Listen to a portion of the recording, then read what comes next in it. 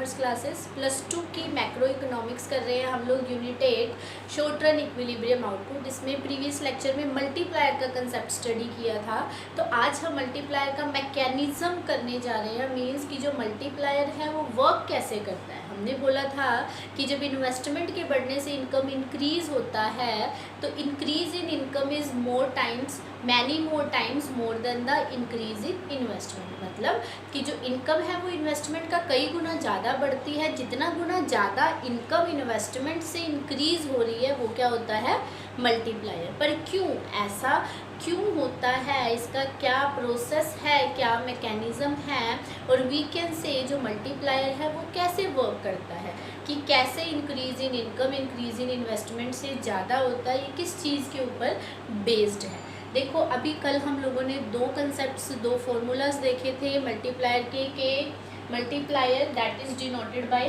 के is equal to change in income divided by में change in investment. Change in income divide by में change in investment means ratio between change in income and change in investment. Investment के बढ़ने से income में कितना change आएगा, that is multiplier. Second concept हमने देखा था कि मल्टीप्लायर का एमपीसी के साथ रिलेशन होता है, that is K is equal to 1 divide by में 1 minus marginal propensity to consume, that is MPC.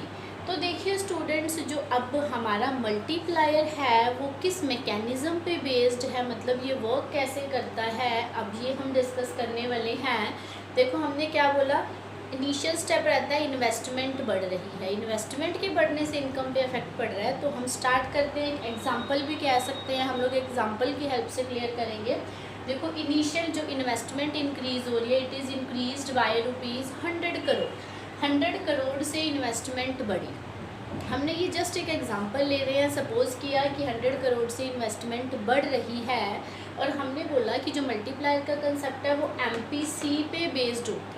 Means in दोनों के बीच का डायरेक्ट रिलेशन होता है। अगर एमपीसी बढ़ेगा तो मल्टीप्लायर भी बढ़ेगा, अगर एमपीसी कम होगा तो मल्टीप्लायर भी कम होगा।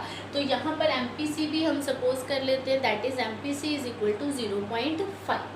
तो हमने इनिशियल इन्वेस्टमेंट जो इंक्रीज इन इन्वेस्टमेंट है वो सपोज की, दैट इज़ ₹100 करोड़ इन्वेस्टमेंट बढ़ रही है। 100 करोड़ से मार्जिनल प्रोपेंसिटी टू कंज्यूम है 0.5। और हमने क्या देखा कि फर्स्ट स्टेप में इन्वेस्टमेंट के बढ़ने से इकोनॉमी के अंदर जो इनकम इंक्रीज हुई है that is equal to increase in investment. Means first round में क्या कहा था, इन्वेस्टमेंट बढ़ी है 100 करोड़ से, इनकम भी उतना ही इंक्रीज हो रहा है, दैट इज़ 100 करोड़। पर एक्चुअल में जो इनकम है that multiplies the change in investment. क्यों होता है ये अब हम इस प्रोसेस में देखने वाले हैं। देखो क्या होता है, जो इनकम है, income is combination of consumption and saving, और चेंज इन इनकम भी कम्बिनेशन है change in consumption and change in saving, consumption and saving.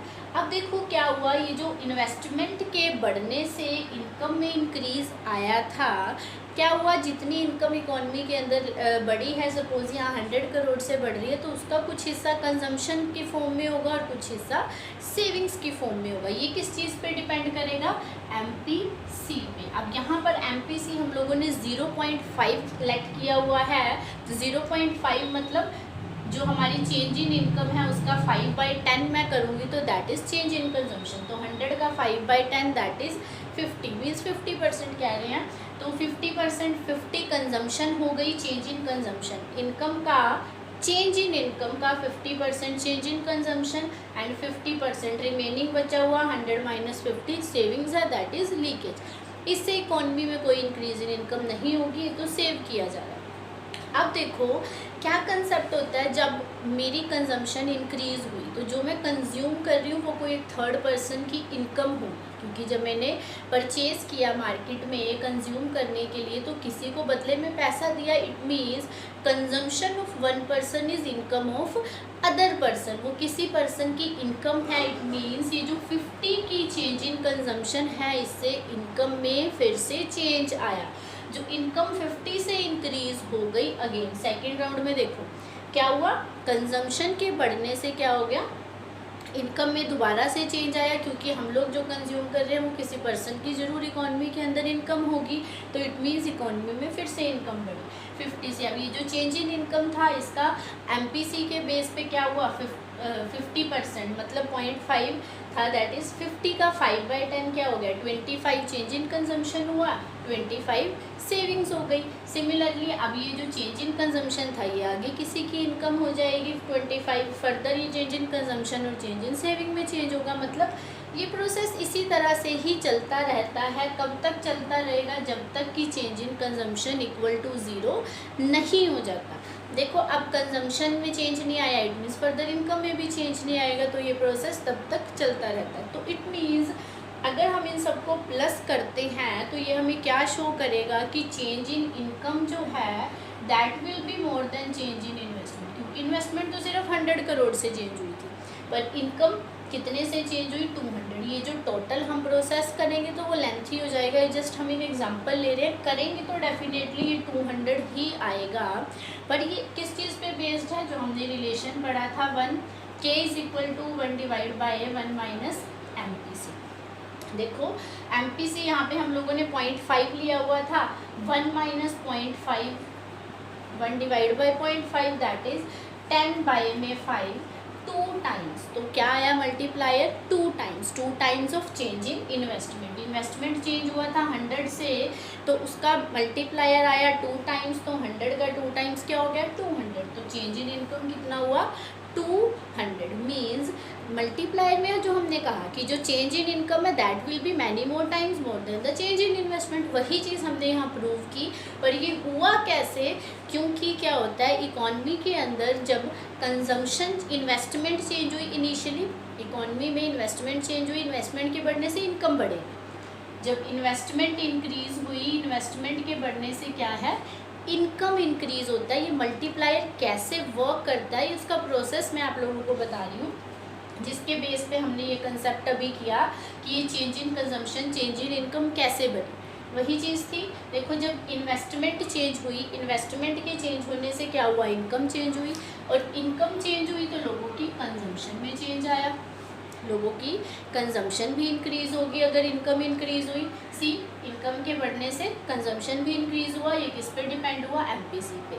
अब जब कंजम्पशन बढ़ी, हमारी जो कंजम्पशन थी वो किसी पर्सन की इनकम थी, तो ये प्रोसेस इसी तरह से चलता रहता है, इसी प्रोसेस पे ही मल्टीप्लायर बेस्ड है। Means change in income is many more times more than the change in investment. अगर प्रैक्टिकल्स में आ रहा है तो हमने फॉर्मूलाज का यूज़ करना है, पुट करना है वैल्यूज़, कैसे भी करके वैल्यू को फाइंड कर देना। अभी हम फर्दर टॉपिक में करेंगे, फर्दर लेक्चर में डिस्कस। तो अगर हमें मैकेनिज़्म भी पूछ लिया जाता है इसके अंदर, तो हमको विद एग्जांपल बताना है। इसमें हम लोगों ने लेट किया है इनिशियल इंक्रीज इन इन्वेस्टमेंट और MPC, उसके बाद हमने इनिशियली कंसिडर कर लिया कि जो चेंज इन इनकम है that is equal to change in investment. फिर MPC पे डिपेंड करेगा चेंज इन कंजम्पशन कितना है, चेंज इन सेविंग कितना है, ये प्रोसेस चलता रहेगा। जो चेंज इन कंजम्पशन है सेकेंड राउंड में that will be change in income. क्यों, क्योंकि हमारी जो कंजम्पशन है वो किसी पर्सन की इनकम होगी। फिर आगे MPC पे बेस्ड उसके पार्ट्स हो गए, दैन जो चेंज इन कंजम्पशन था वो किसी की इनकम हुई, तो ये प्रोसेस चलता रहेगा। इसी के ऊपर ही पूरा मल्टीप्लायर का कंसेप्ट बेस्ड है। तो स्टूडेंट्स आई होप आपको ये अच्छे से क्लियर हो गया होगा। This is most important topic of this chapter multiplier. इसका प्रैक्टिकल में या फिर आप लोगों को मल्टीप्लायर का क्वेश्चन भी आ जाता है, और कह सकता है कि with the help of example multiplier का मैकेनिज़्म आप लोगों को एक्सप्लेन करना है। तो स्टूडेंट्स को बहुत प्रॉब्लम्स रहती है इस टॉपिक में, स्टूडेंट्स अभी भी कोई प्रॉब्लम रहती है तो आप लोग पूछ सकते हैं मेरे से कमेंट सेक्शन में। तो अगर वीडियो पसंद आए तो इसे लाइक ज़रूर कीजिएगा, चैनल को सब्सक्राइब करना मत भूलिएगा। Thank you, have a nice day.